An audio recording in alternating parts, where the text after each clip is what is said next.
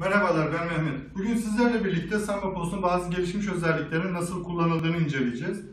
Bunun için Samba Post ofisinde bir demo ortamı hazırladık. Bu ortamımızın içerisinde aynı anda Samba Post'a bağlı 2 tane bilgisayar, kasada kullanılmak üzere. Bunun yanında bir adisyon yazıcısı, bir para çekmecesi örneği yapacağız, otomatik nasıl açıldığını incelemek için. Caller ID cihazı hazırladık. Caller ID'den müşteriler paket servisine paket verdiklerinde siparişlerin nasıl alındığını görmek için. Farklı olarak bugün bir mutfak ekranı hazırladık sizinle birlikte. Mutfakta müşterilerin siparişlerinin nasıl geldiğini, ustaların bunlara nasıl tepkiler verdiğini görmek için. Yine aynı şekilde bir mutfak yazıcımız var. Bugün ekstra olarak sizlere bir müşteri takip ekranı hazırladık. Bu müşteri takip ekranı özellikle fast food gibi işletmelerde müşteriye seslenerek yemeğin hazır olduğunu söyleyen işletmelerde müşteriye seslenmeden onlara ürünlerin hazır olduğunu gösterecek bir uygulama olacak. Bununla birlikte bugün Samba Post'un yeni çıkan Android ürününün, Android Garson Client'ının nasıl kullanıldığını ve yeni özelliklerinin neler olduğuna bakacağız. Ve son olarak da Samba Post'ta bugün yeni nesil ödeme kaydedici cihazlarla kablolu ve kablosuz bağlantılarının ve Samba Post olan entegrasyonunun nasıl yapıldığını, resmi fişlerimizi nasıl kesildiğimize bakacağız. Bunların hiçbirisine başlamadan önce hatırlatmak istiyorum ki Samba Post herhangi bir bilgisayar sayısı, yazıcı sayısı sınırı olmaksızın, kullanıcı sayısı sınırı olmaksızın, aynı zamanda Samba Post'un içerisine kaydedeceğiniz ürün ya da kategorilerin, stokların herhangi bir sınırı olmaksızın kullanılabilen, sizin kendi ihtiyaçlarınız doğrultusunda Samba Post'u kendi ihtiyaçlarınıza göre konfigüre edebileceğiniz dünyanın en gelişmiş restoran otomasyon uygulamasıdır. Dilerseniz hemen sipariş almayla ve Samba Post'un temel özelliklerini tanıtmayla başlayalım. Burada gördüğünüz ekran Samba Post'un özelleştirilmiş navigasyon ekranı. Bu navigasyon ekranı içerisinde sizler gerek Samba Post'un içerisinde gerekse Windows'un içerisindeki özellikleri tanımlayarak Samba Post'tan hiç çıkmadan tüm işlerinizi burada yapabilmenizi sağlıyor. Post bölümü bizim Samba Post'un içerisindeki satışlarımızı yaptığımız Point of Sale bölümümüz. Buraya basarak girdiğimizde yukarıda farklı birçok buton görüyorsunuz. Bu butonlara biz Samba Post'un içerisinde varlık ekranı adını veriyoruz. Varlık ekranları sizin masalarınızı, paket servisinizi, fast food'unuzu veya adisyonlarınızı veya farklı anlık raporlarınızı dilediğiniz gibi yerleştirebileceğiniz, kendi çalışma şeklinize göre bunları istediğiniz gibi konfigüre edebileceğiniz bir alandır. Burada gördüğünüz ekran işletme için bir kroki olarak tanımlanmış. Sınırsız sayıda varlık ekranı tanımlayabilir. Bunları rollere göre veya departmanlara göre farklı şekillerde çalıştırabilirsiniz. Tüm masalar diye bahsettiğimiz alanda ise masalarımızı görüyorsunuz. Kapalı masalarımızı renksiz bir şekilde, açık içinde sipariş olan masalarımızı sarı renkli, adisyonu yazdırılmış ve hesap ödemek üzere bekleyen masalarımızı ise kırmızı renkli görebilirsiniz. Yine paket servisin bugün üzerinden geçeceğiz. Paket servis örneği yapacağız. Caller ID ile siparişler alacağız ve burada da özel bir şekilde tasarlanmış, solda müşterilerin yer aldığı, sağda müşterilerin yer aldığı, en solda bekleyen siparişlerin gözüktüğü, tüm paketçilerimizin gözüktüğü ve bu paketçiye verildiği zaman yola çıkan sipariş olarak geçen ve bir izlenebilirlik, bir süreç takibi sağlayabilen bir paket servisinin mutfak operasyonuyla birlikte nasıl çalıştığını göreceğiz. Dilerseniz ilk önce krokimiz üzerinden temel sipariş ekranımızı ve buradaki siparişlerin nasıl alındığına bakalım. Ben bu kroki üzerinden B12 masasının içerisine girdiğim zaman karşıma Samba Post'un sipariş ekranı geliyor. 3 ana bölümden oluşuyor bu ekran. Sol bölümde adisyonumuzu görüyorsunuz. İçerisine ürünlerimizi ekleyeceğimiz yer. Orta bölümde ürün kategorilerimizi görüyorsunuz. Sizin menünüzün içerisinde yer alan kategoriler. Ve sağda ise bu kategorilerin içerisinde yer alan ürünleri görebiliyorsunuz. Burada ekranları farklı sayfalara ya da numaratöre göre dilediğiniz gibi konfigüre edebilirsiniz. Numaratörleri büyütüp küçültebilirsiniz. Veya eğer ihtiyacınız varsa menünüzü kendi içerisinde farklı alt kategorilere bölerek daha yaygın ve daha büyük butonlarla kullanılmasını sağlayabilirsiniz. Sipariş almak nasıl bir operasyon Samba Post'ta? Son derece basit. Kategorimizi seçtikten sonra açılan menü listesinin içerisinden sipariş eklemek istediğimiz ürün üzerine tıkladığımızda ürün adisyonumuza eklendiğini göreceksiniz. İşlem bu kadar basit. Çoklu ürün almak için aşağıdaki numaratörden veya yukarıdaki numaratörden önce numaratöre basıp sonra ürün üzerine tıkladığımızda 2 adet bu üründen aldığımızı görebilirsiniz. Bir başka yöntemi ise siparişin üzerindeki ürüne tıklayarak onu seçili hale getirdikten sonra solda açılan artı eksi butonuyla ürünün sayısını artırabilirsiniz. Şimdi normal bir masa siparişinde kapata bastığımız anda bu siparişleri sistemin içerisine aldığımızı ve burada da mutfak tarafının çalıştığını, mutfaktaki ilgili yazıcılardan siparişlerin yazıldığını, çok tane yazıcı olabilir, farklı ürün kategorileri farklı yazıcılara gidiyor olabilir. Eğer bir mutfak ekranı kullanıyorsak oradaki siparişin de canlandığını görebilirsiniz. Şimdi az önce aldığım siparişi tekrar bir kere daha bakalım. Yetkim varsa, ben şu anda admin yetkisine sahip bir kullanıcıyım. Yetkim dahilinde buradaki ürünlerin bir tanesini ikram etmek son derece kolay. 2 tane domates soslu köftenin üzerine tıklayıp artı butonuna basarak parantez içerisindekini işlem yapacağımı söylüyorum. Ve burada ikram butonuna bastığım anda bu ürünleri bölüyor ve aşağıya ikram olarak işaretlenmiş yeni bir ürün çıkartıyor. Mutfağa gönderilmiş bir ürün olduğu için eğer bir tanesi iade olacaksa bunun için artık iade süreci başlıyor. Ve orman kebabının bir tanesini iade etmek istediğimizde yine artı butonuyla parantez içine alıyorum. Ve iadeye tıkladığımda 4'e düşürüyor ürünümü ve en aşağıda iadeyi silik ve üzeri çizik bir şekilde yazıyor. Samba POS kendi içerisinde yapılan hiçbir şeyi kalıcı ve fiziki olarak silmez. Siz tüm raporlarınızda burada yapılmış tüm işlemlerin raporlarını alabilirsiniz. Bu masa operasyonunun en temel kullanım şekliydi. Dilerseniz bir de fast food operasyonu içerisinde müşteri ekranlarımızın nasıl çalıştığını görelim. Şu anda alttan fast food departmanıma geçtim. Bu cihazımda tanımlı bir tane ikinci bir monitör var. Müşteri ekranı, müşteri display'i. Bu display'i Samba POS'un içerisine yer alan printer taglerle yani yazıcı etiketleriyle HTML koduyla birlikte siz işinize yaradığı şekilde konfigüre edip kullanabilirsiniz. Buradaki konfigürasyonda ben ürün içerisine, adisyon içerisine siparişleri almaya başladığım zaman ürünün fotoğrafını, adını, birim fiyatını ve toplam fiyatını en üstte de adisyon toplamını görebilirsiniz. Dediğim gibi bu HTML'lerle ve Samba POS printer tagleriyle yapıldığı için siz dilerseniz ekranın bir bölümünü reklam alanı veya logo alanı gibi diye kullanıp farklı bilgileri de müşteri display üzerinde yansıtabilirsiniz. Tam yeri gelmişken fast food içerisinde adisyonu kapatmak için önce mutlaka ödemesini almam gerekiyor. Ben burada bu adisyonu nakit adlı aldığımı söylediğim zaman bu adisyon önce mutfaktan yazdırılıyor ve daha sonra da nakit olarak kapatılmış vaziyette benim para çekmecemi otomatik olarak açtığını görebilirsiniz. Bu sefer tüm masalar bölümünden bir sipariş alayım. Biraz daha detaylı bir sipariş olsun. Masamın içerisine geliyorum. Öncelikle indirimli menülerimin içerisinden kırmızı et menü istediğimi söylüyorum ve bu sefer bunun ürünün özellikleri, alt özellikleri ya da diğer adıyla menü özellikleri açılıyor. Bir tane ana ürün seçmem gerektiğini söylüyor. Hünkar beğendiği seçtiğim zaman bu zorunluluk kalkıyor ve adisyonun içerisinde bir alt özellik olarak fiyat farkıyla birlikte bunu ekliyor. Daha sonra yan lezzetlerden 2 tane seçmem lazımmış. 2 tane yan lezzetimi seçiyorum. Tatlılarda seçme zorunluluğum yokmuş ama ben seçiyorum. İçecek olarak ise Coca-Cola kutu Zero istiyorum. Ekranımda yok ama çünkü bu bir kolanın alt kırılımına ekledik bunları. Kolayı seçtiğim zaman, Cola Zero'yu seçtiğimde ise aynı şekilde bana ürünlerimi ürünün alt özellikleri olarak ekleyebiliyor. Bir diğer örneği ise ben burada bir de kapi içmek istediğim zaman gazsız içeceklere gelip kapiye seçip buradan şeftali suyumu da seçip ürün adisyonumu ekliyorum.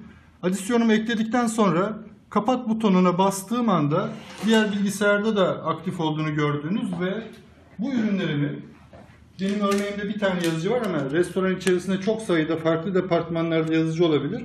Her birisini adisyonun numarasıyla birlikte farklı yazıcılardan yazdırılmış ve mutfak takip ekranında da bunları sistemin içerisine almış vaziyette görebilirsiniz. Buradaki örneğimizdeki en son adisyonumuz bu. Çalışma şekli şu şekilde. Ekran içerisindeki tasarımı siz kendiniz yine printer taglerini kullanarak dilediğiniz şekilde yapabilirsiniz. Tek bir tane ekrana, bu ekrana bağlı değilsiniz. Bunu dilerseniz masaya göre, dilerseniz ürün grubuna göre, dilerseniz mutfaktaki farklı departmanlara göre ayırarak yapabilirsiniz.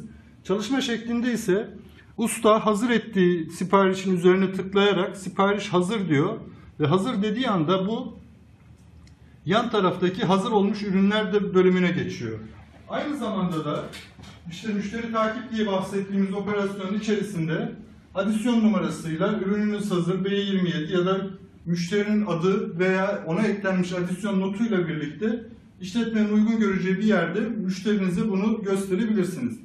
Tam bu esnada müşteri takibi kullanırken müşteri takibi eklenen her bir siparişin uyarılması için Samba POS içerisinde bir ses dosyası çalıştırarak müşteriye sesli bir uyarı da verebiliriz. Şimdi biraz daha örneklerimize devam edelim. Şimdi paket servisle devam edelim. Paket servis için buradaki düzeneğimizin içerisinde bir tane Caller ID kutusu kullandık. Şirketin telefonunu bağladık ve bir tane USB kabloyla da bilgisayarımıza bağladık.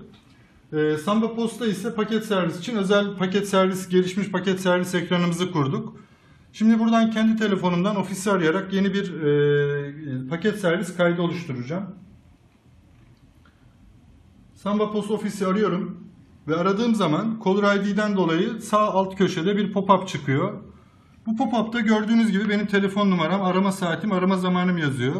Üzerine tıkladığım zaman ise buradaki bu bilgilerimi benim müşteri seçme alanıma ekliyor. Böyle bir müşteri olmadığı için de sadece yeni müşteri butonu geliyor. Yeni bir müşteri açmam gerekiyor. Yeni müşteriye tıklayıp bu müşteriyi kaydediyorum.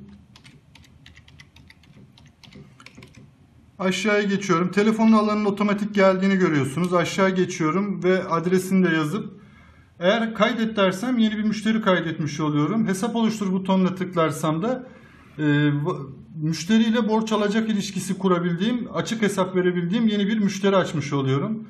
Kaydet dediğim zaman bu müşteri kaydedilmiş bir şekilde geliyor ve müşteri seç butonuna basarak bu müşteri için sipariş alabileceğim bir duruma geliyor. Samba POS'un menümün içerisinde siparişimi alıyorum. Dikkat ederseniz çok güzel bir örneğe geldi. Burada sayılabilen ürünler için Samba POS'ta stoğun adedini de takip edebiliyorsunuz. Kolanın 88 tane kaldığını da görebiliyorsunuz. Siparişimi aldıktan sonra normal restoran ve fast foodmuş gibi yazıcılarımı çalıştırdığını, mutfak ekranımı çalıştırdığını da gördükten sonra bu siparişimi tüm detaylarıyla birlikte bekleyen siparişler bölümünün içerisine atıyor. Bekleyen siparişler bölümünün içerisinden sonra bu mutfak takip ekranıma geldi. Mutfak takip ekranımda ismiyle birlikte, adisyon numarasıyla birlikte ürünlerimi görüyorsunuz.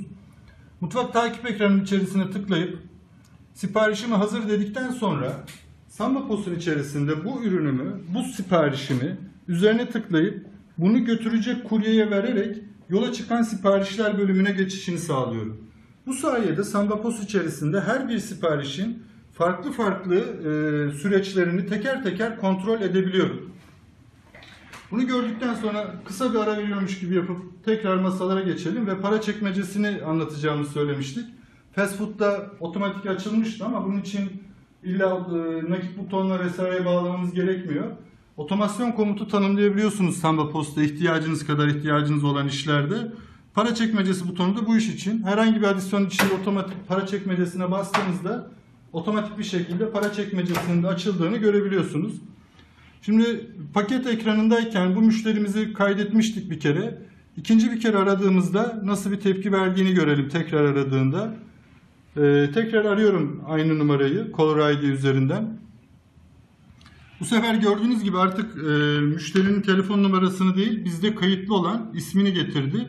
Tekrar üzerine basıp bu müşteri için yeni bir sipariş, daha doğrusu o sipariş gitmediği için altına yeni eklemelerle bir sipariş daha alabilirim. Şimdi isterseniz Samba POS'un yeni Android ürününün, Android Garson Client'ının nasıl çalıştığına bakalım. Çıkış ve tekrar giriş yapayım. Personel kendi şifresini girdiği zaman sağ alt köşede yazan personelin ismine bağlı olarak tanımlanmış olan varlık ekranı üzerinde çalışır. Bu varlık ekranı içerisinde aynı Samba POS'un tüm bilgisayarlarda olduğu gibi masaların durumlarını takip edebilirim. Sipariş almak için yine aynı şekilde masanın içerisine girdiğimde aynı renklerle tüm kategorilerimi ve tıkladığımda da ürünlerimi görebilirim. Yine adetlerim yukarıda. Müşterinin siparişini yazdığım zaman aşağıdaki adisyon bölümüne bunları ekler. Kapata bastığım zaman ürünlerimi son bir kere daha check etmemi, kontrol etmemi sağlar. Ve tekrar kapata bastığımda Aynı bilgisayardan alınmış gibi mutfağı tetikler ve buradaki bilgisayarı da aktif hale getirir. Detaylı bir sipariş daha alayım. B21 masasından biraz kalın yüklü bir sipariş alayım bu sefer. Et menü istedim. Üzerine tıkladığım zaman hem porsiyonu hem değer varsa bununla ilgili seçebileceğim sipariş etiketlerini görüyorsunuz. Sipariş etiketlerinin yanında artı eksi fiyat farkları varsa onları da görebilirim. Tatlımı da seçtikten sonra son olarak içeceğimi de seçip siparişimi kapattığım zaman aşağıda bu ürünün ya alt özellikleriyle birlikte, kırılımlarıyla birlikte alabildiğimi görüyorsunuz. Kapata basıp siparişimi son ekranda bir kere daha görebiliyorum. Ve bu yeni Android Client'ın bir diğer farkı da Android üzerinden müşteri seçebiliyor olması. Müşteri seç butonuna basıp aşağıda müşterinin ismini yazmaya başladığım zaman tüm diğer müşterilerimi de görebiliyorum. Bu siparişimi Tayfun Yıldız müşterisine verdiğimde sağda üst köşede müşterimin de adını görebiliyorum. B21 masasıydı. Şimdi B21 masası mutfağımı hareketlendirdi. Buradaki masalarımı aktif hale getirdi ve içerisine girdiğimde müşterisi seçilmiş bir vaziyette, Tayfun Yıldız'ın müşterisi seçilmiş bir vaziyette siparişlerin alındığını ve siparişin PDA garsonu tarafından bu saatte alındığını da görebiliyorum. Dilerseniz son olarak da ödeme kaydedici, yeni nesil ödeme kaydedici cihazlarla SambaPOS'un entegre bir şekilde nasıl çalıştığına bakalım. Bu ürünümüz Beko 300TR. SambaPOS hem kablolu hem kablosuz olarak Beko ve Ingenico cihazlarla entegre bir şekilde çalışabilmektedir. Hızlıca bakalım. Uygulamanın içerisine giriyorum ve çek sorgulama diyorum. Sorgula dediğim zaman SambaPOS'ta bilgisayarda açık olan tüm adisyonları teker teker içerikleriyle birlikte sorgulayıp bana getiriyor. Eğer varsa müşteri adisyonun adını, varsa müşteri adını ve toplam tutarını görebiliyorum. Aşağı doğru kayarak tüm çeklerimi görebiliyorum. En son aldığımız 76 numaralı adisyon içerisine girdiğim zaman bu adisyonun içerisindeki tüm ürünlerimi görebiliyorum. Yazdır butonuna tıkladığımda ise mini bir adisyon çıktısı alabiliyorum. Şimdi ödeme almayla devam edelim biz burada. Ödeme al dediğimiz zaman SambaPOS içerisinde sadece SambaPOS'a özel Beko ile entegre yaptığımız bir Loyalty uygulamasını görebilirsiniz. Bu Loyalty uygulamasıyla sadakat kartı kullanacaksanız eğer bunu direkt ÖKC üzerinden tanımlayabilirsiniz ve buradan kartı çektiğinizde karta tanımlı olan tüm sadakat işlemlerini otomatik yapabilirsiniz. Ben kart yok diyorum ve ödeme al dediğim zaman bunu gidiyor sunucu üzerinde kilitledi. Para çekmecesini aldı, fişe başlattı ve benden ödeme tipini soruyor. Kredi kartı diyorum. Kredi kartımı yerleştiriyorum. Kredi kartımı sorguluyor. Onayı verdiğim anda işlemimi sunucu üzerinden işlemin kapandığına dair bilgiyi vererek kesecek ve bana da resmi yazar kasa fişimi de vermiş olacak. Masanın kapanma durumunu buradaki örneğe özel bir şekilde mutfaktan hazır olmasına bağladığımız için en son Tayfun Yıldız için aldığımız siparişe tıklayıp hazır edip ondan sonra da bu ürünü teslim edilmiş ürünleri eklediğimiz zaman B21 masasının da otomatik bir şekilde kapandığını görüyorsunuz. Videonun birçok yerinde bahsettiğim gibi SambaPOS sizin ihtiyaçlarınıza göre sizin restoranınızdaki en iyi kullanabileceğiniz restoran otomasyon programıdır. İyi günler.